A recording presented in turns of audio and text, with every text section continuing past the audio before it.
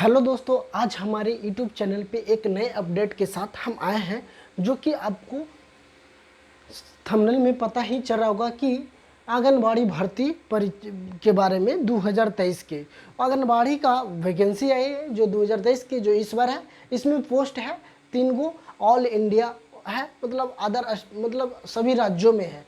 इसमें एक बात और ध्यान देना है कि कई कई राज्य में इसका वैकेंसी आ चुकी है, कहीं कहीं अभी ऑनलाइन नहीं हो रहा है।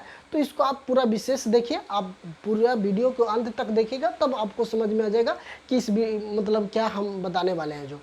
तो आप वीडियो के अंत तक देखिए, तब जाके पता चलेगा किस जिला में आया, किस स्टेट में भी आ चुका है, किस स्टेट में भी फॉर्म अप्लाई नहीं हुआ है। इसके बारे में आज हम पूरा जानकारी देने वाले हैं, इसलिए आप लोग वीडियो पे बने रहिए। आप पूरा अंत तक देखिए वीडियो को, तब जाके आपको समझ में आ जाएगा कि मेरा डिस्ट्रिक्ट हो या तो मेरा स्टेट में ऑनलाइन फॉर्म हो रहा है या नहीं हो रहा है। इसके बारे में विशेष जानकारी आज हम देने वाले हैं आप लोग को।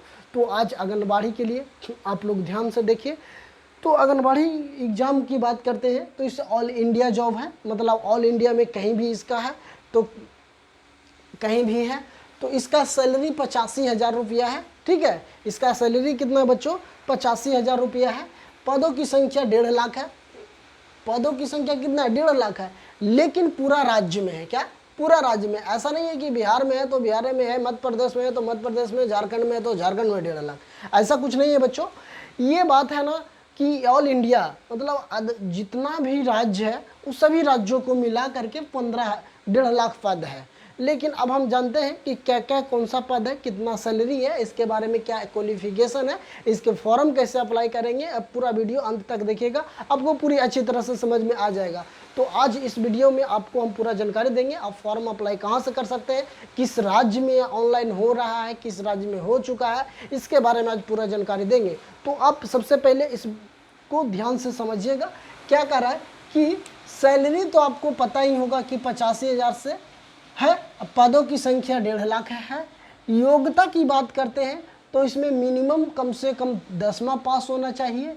10वां पास, 12th पास, या तो बीए हो, या तो बीएससी हो, या बीए कम हो, या तो एमए हो, या तो एमएससी हो, या तो एमकॉम हो। लेकिन इसका जो उम्र सीमा होता है बच्चों, इसका उम्र सीमा मैक्सिमम 18 साल होना चाहिए। इसका उम्र सीमा की बात करते हैं तो इसका उम्र सीमा मैक्सिमम 18 साल होनी चाहिए और मैक्सिमम 30 साल होनी चाहिए, ठीक है। तो चलिए अब हम जानकारी देते हैं पूरे किसका सैलरी।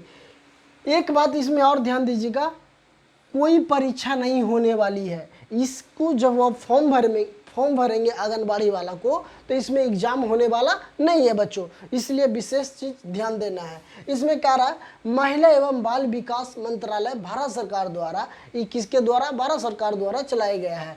तो अब हम जानते हैं इसके बारे में क्या है, इससे आवेदन करना है।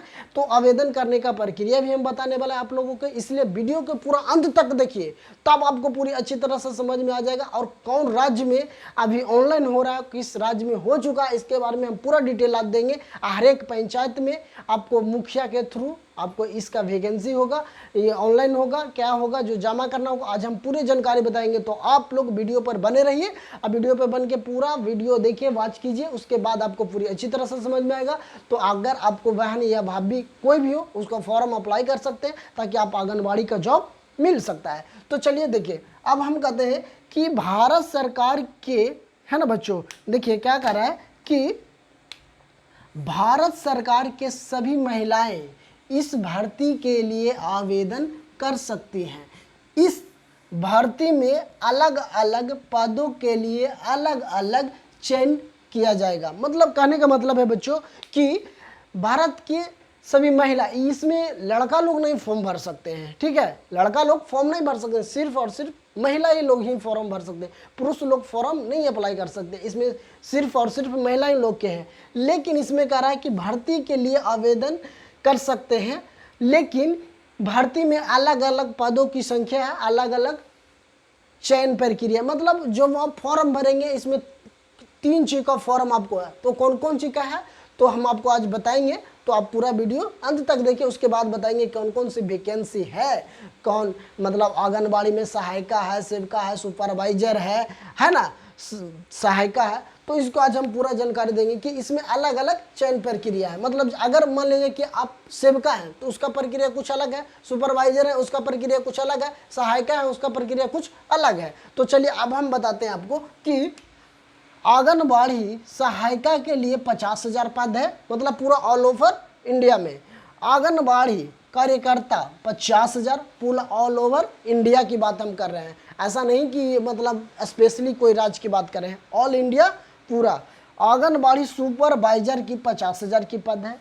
अब आंगनबाड़ी, अब इसका प्रक्रिया क्या है, इसका चयन होगा कैसे? अगर मान लिया जाए कि आप फॉर्म अप्लाई कर दिए, तो आप फॉर्म अप्लाई कर दिए तो इसका प्रक्रिया क्या है चयन होने के लिए, मतलब इसमें कैसे जॉब मिलेगा? तो इसका प्रक्रिया अब हम बताने वाले हैं बच्चों कि यदि आप आंगनबाड़ी सहायिका के लिए फॉर्म अप्लाई करते हैं तो आंगनबाड़ी सहायिका के लिए करीब करीब मिनिमम 10th पास होनी चाहिए, मैक्सिमम आप कुछ भी हो कोई दिक्कत नहीं है, मैक्सिमम 10th पास होना चाहिए। ये प्रतिशत और साक्षरता के आधार पर, मतलब कि आपको जितना अंक रहेगा उसी के आधार पर मेगा सूची तैयार किया जाएगा। अगर आपका मेगा सूची में नंबर परसेंटेज कम रहेगा तो आपको नहीं होगा, अगर आपका परसेंटेज अच्छा रहेगा तो आपको होगा। अब बात करते हैं दूसरी कि आंगनबाड़ी कार्यकर्ता, इसका क्या प्रक्रिया? इसका मैक्सिमम 12th पास, इसकी और 12th पास के अलावा और भी कोई डिग्री है, बीए है, बीएससी है, एमए है, एम कम हो तो आप अप्लाई कर सकते हैं। लेकिन इसमें भी प्रतिशत के आधार पर, मतलब मैक्सिमम नंबर, आपका जितना नंबर रहेगा उसका परसेंटेज जितना ज़्यादा होगा उसी आदमी को इसमें क्या हो जाएगा, चिन्हित किया जाएगा। अब हम बात कर लेते हैं कि आंगनबाड़ी सुपरवाइजर की बात करते हैं। तो आंगनबाड़ी सुपरवाइजर की बात हम करते हैं तो आंगनबाड़ी सुपरवाइजर की कम से कम तो मैक्सिमम बीए होना चाहिए, या तो बीएससी होना चाहिए, बीकॉम होना चाहिए, तो एमए होना चाहिए, या तो एमएससी होना चाहिए, तो एमकॉम होना चाहिए। इसको में भी प्रक्रिया क्या है, जितना आपका अंक ज़्यादा होगा उसी के आधार पर मेगा सूची तैयार किया जाएगा। तो आप लोग अच्छी तरह से इस सब चीज़ के बारे में तो आप जान गए होंगे कि इसका वैकेंसी क्या है और वैकेंसी के बारे में कि प्रक्रिया कैसे, किस प्रकार से हमको चयनित किया जाएगा, तो इस सब के पूरी जानकारी तो अब हम दे चुके हैं।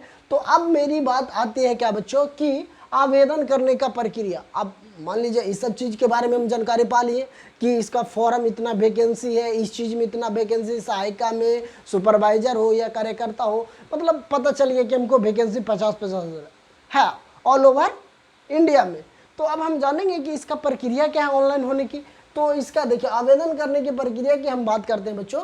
तो अब हम बताते हैं कि आंगनबाड़ी में ऑफलाइन फॉर्म भरकर ग्राम पंचायत सरपंच के साक्षर, मतलब उसमें एगो फॉर्म आएगा, आपको फॉर्म डाउनलोड कर लीजिएगा, जहाँ से आप क्या बोले फॉर्म को डाउनलोड करके आप सरपंच या मुखिया से साइन करवा करके मतलब अपनी ब्लॉक में जमा कर सकते हैं। तो इस वैकेंसी के बारे में ज़्यादा विशेष जानकारी आपको मुखिया होंगे, ग्राम का मुखिया या प्रधान की कहें तो प्रधान जी होंगे, प्रधान जी से आप मिल करके इसके बारे में आप पूरा डिटेल ले सकते हैं कि फॉर्म कब आएगा, क्या होगा, उस सब प्रधान के ही हाथों में होता है।